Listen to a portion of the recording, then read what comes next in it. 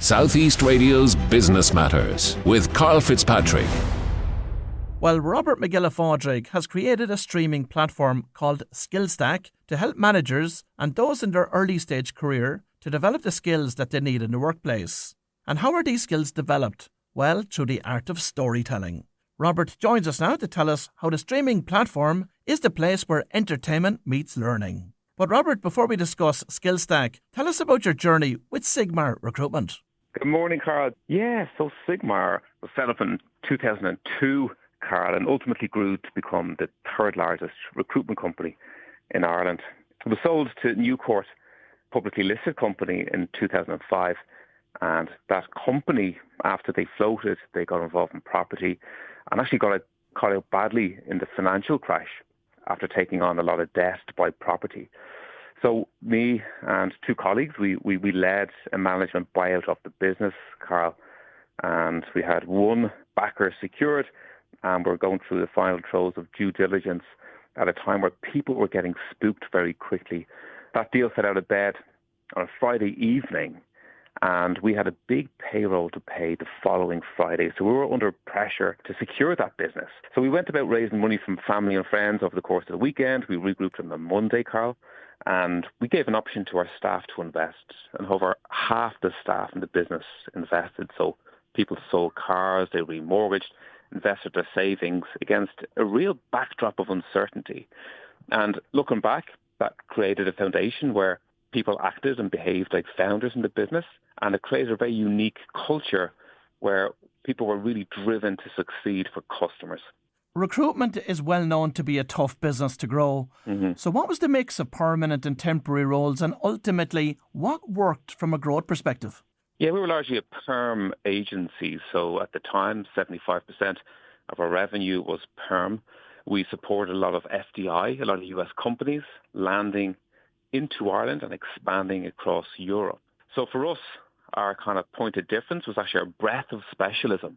Like, you need that portfolio of specialism to scale in a small marketplace. So we had that, and we had a combination of different brands that operated at different levels in the marketplace. But most of the action, frankly, is in the mid-market. So we're in the professional space for the team build out, what the volume recruitment was. So we operated in that marketplace here, and then we did different projects internationally. What led you to selling the business to a French staffing agency group? Karl, to be honest, we tried to internationalise. We were third largest agency in Ireland, and to internationalise, we'd made a lot of mistakes over the years, quite frankly, and to do it properly, we either had to make acquisitions in new territories or ultimately enter into a new strategic partnership and be acquired by an international player. So we knew we were 23 years in building the business. And again, we were bootstrapped from the very beginning, and we invested everything into scaling the organization.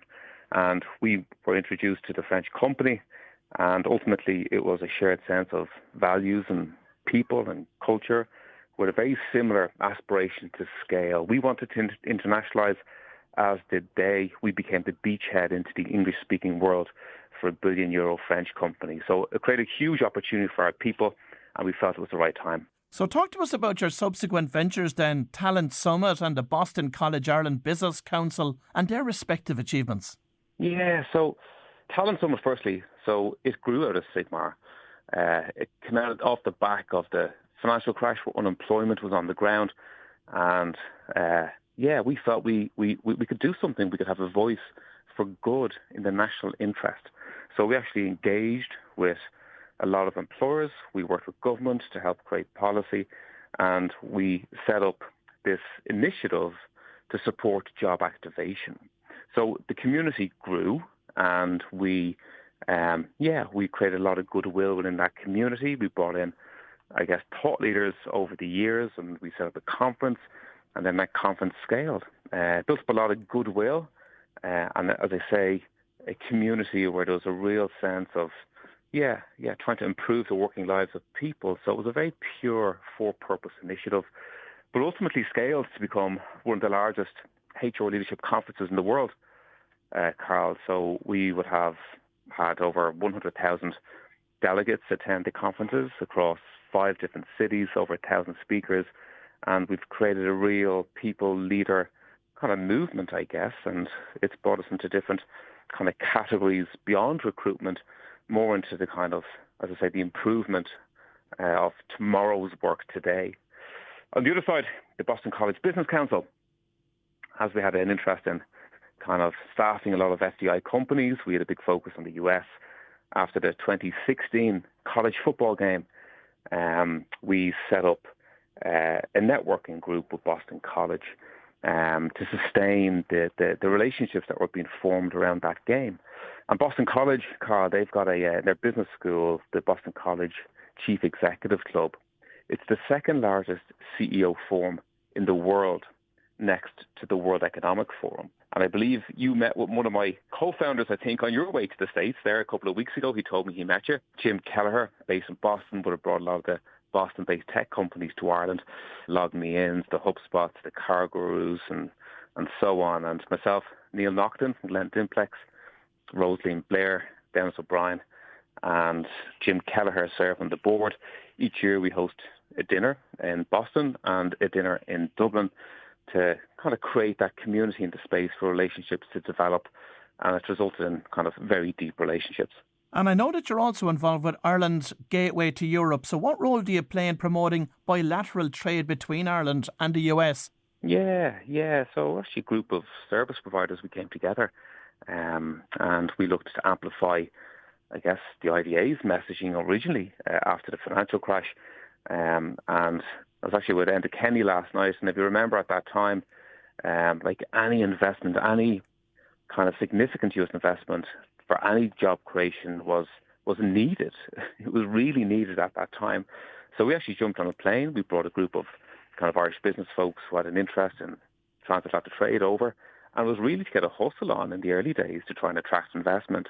But it ultimately matured, it developed, and it's become, again, a bilateral community that supports investment in both directions. So we would support a lot of Irish companies looking to expand into the US, plug them into different events. We lead a trade mission every year where we'd bring over 100 Irish executives across 2 or 3 cities. And yeah, as we call it, we're in the friend-raising business so that the fundraising can happen. And Robert, through your involvement with these initiatives over the years, what have been the greatest lessons that you've learned from these leaders? Around decision-making. Like every day we're making decisions, big, small. And again, a lot of it is driven by emotion, by logic. But the process of decision-making, I think, is probably underinvested in, Karl. And what I've come to learn through spending time with a lot of these folks and making mistakes is actually the process through bringing people on the journey of making decisions. So ultimately, when a decision is made, big, small, and different, people, even if they don't agree with the decision, they'll at least respect the process through which the decision was made. So ultimately, I think the lesson is achieving legitimacy in all decision-making. As I mentioned at the beginning of the interview, you've recently set up SkillStack. So what is SkillStack, and where did the idea for the streaming platform come from? Yeah, the idea runs deep with me, Karl. So I'll tell you what it is, first of all. So SkillStack is a skills development streaming platform for performance skills and leadership skills. So it's been described as Netflix meets Masterclass meets a personal coach. So we've mapped the moments that drive work performance for individuals and for leaders. And we've invited the brightest minds on each of those moments. And we've created a faculty. And we've asked the faculty to tell stories, to teach those skills to improve for tomorrow's work. So storytelling is the unique aspect of SkillStack. And again, there's no more powerful way to depart and share information, to create understanding in the other, and ultimately to teach skills. People remember the moral of the story in the moment where the learning is needed most. So SkillStack is a streaming platform that's beautifully shot. We've invested heavily into production values. It's where entertainment meets learning through storytelling. And the origin, I guess, Karl, to answer the second part of your question, it feels like my life story into a business, quite frankly. And you're probably the same, Karl. Like, I have a twin brother, for example, right? He's, it's a classic nature versus nurture. So Kev went down the classic academic route. He teaches dentistry in Trinity College. I stumbled into business, Karl, and I learned a blend of skills through stories. I applied the moral of the story, often made mistakes. I iterated, I improved, and I'm still working on that. But ultimately, it was a stack of skills that I learned through story. And those stories, those skills, they've ultimately served me well, and they've served my children well. And for me personally, that's been transformative, and it's created economic opportunity and really changed the trajectory of my life and my family's life. So although it's just enough content, just for the individual, just as you like, because it's entertaining, there's a real just cause with SkillStack for the impact and the social kind of change that I can unlock for everybody in their personal lives and ultimately through work performance. In your opinion, what are the key skills that early stage career professionals and indeed managers need, but you think are lacking in today's workplace? I think the core of SkillStack is storytelling. So I think storytelling is an underrated skill. And you'll know this given what you do, Karl. But like, you think about story, like understanding the structure, understanding the tactics, the art, the science of story. We can all tell stories, but we don't tell them in a work context enough. And it's the most engaging way, natural way, memorable way to create meaning, to create understanding, to influence, to lead. So for all levels, storytelling is a real powerful tool to have in your toolkit. And I think, given the context of where we are, I think critical thinking is an underinvested skill. And again, to understand the power of questioning. So a question is the search engine of the mind. So the word you put into that search engine will ultimately deliver the results that you need. So if you get again, TED is a good acronym, for example. So tell me, explain, describe. They're words that open up an answer to drive you in a direction. But also critical thinking is distilling fact from fiction. And that's never been more important with social media and AI.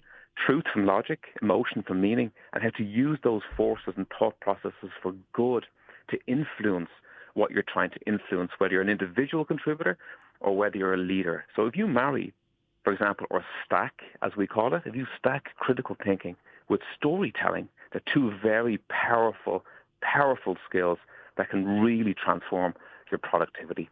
How do you ensure that you're getting these skills to people at the right time in their careers? We've developed a curriculum of 50 courses. So you have 50 courses to choose from.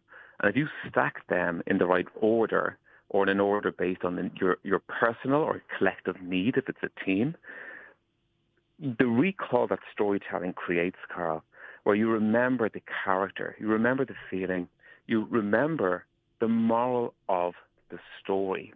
And often when you encounter a challenge or a problem, like that moral creates a deja vu moment where it finds you in that moment where you can apply the moral of the story, which is the learning, and ultimately try and influence what you're trying to influence. But if you think about it, like I know a lot of very successful corporate leaders, as I'm sure you do, Karl, again, who could do with a refresh. And I never designed this content for me, but I have learned so much and applied so much of the learning to so many different aspects of my daily business and personal life. And it's definitely made me think much deeper. It's inspired me. It's motivated me. But it's given me a toolkit. It's given me a language that I can use in everyday life to try and sharpen my power skills or soft skills and also my leadership skills. When it comes to recognition of this learning, is it accredited learning? Is there going to be CPD recognition with it? No, so we certified the completion of the learning. But we've looked, again, at what the main challenges are to the consumption of learning. And for me, you can have the brightest minds in the world creating and delivering the best content in the world, Karl. But ultimately, if it's not consumed, it's not going to have impact. And that's why we've decided to look at the entertainment value. So we've worked with an international award-winning documentary making production team to develop the video content. So it's beautifully shot, it's stunning, and it's rich and very engaging. So I'd much rather that the content is consumed, is relevant for today's work, and challenges, inspires and motivates, than simply given a certificate. And probably back to the origin story, Karl, as well, to me and my twin brother Kev, he went the classical route, I went this route, and that very much feels like an intuitive way to learn to me. And how do you plan to gain traction with SkillStack, and will you be targeting multinationals with a view to developing the leadership qualities across their organisations? Yeah, for sure. So we actually had the launch event on Thursday in the Irish Film Institute, Karl. So I had two of my faculty members, so Bertie Ahern, who is teaching negotiation skills simply through telling stories of the peace process, like a wonderful masterclass that feels nearly like a documentary that's rich and impactful in terms of its learning.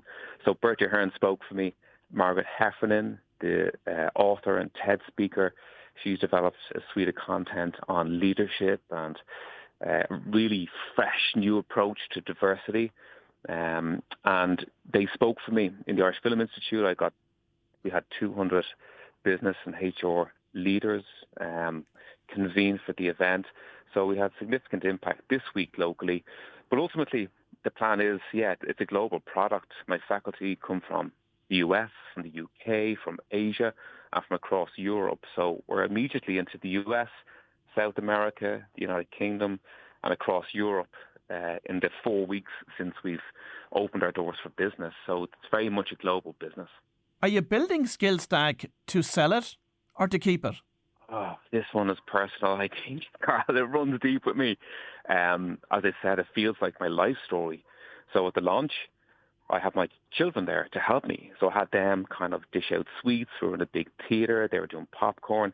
I have my mother there. I have my wife and my siblings. And this one feels like a personal business that I'm deeply invested in. But look, it is a business.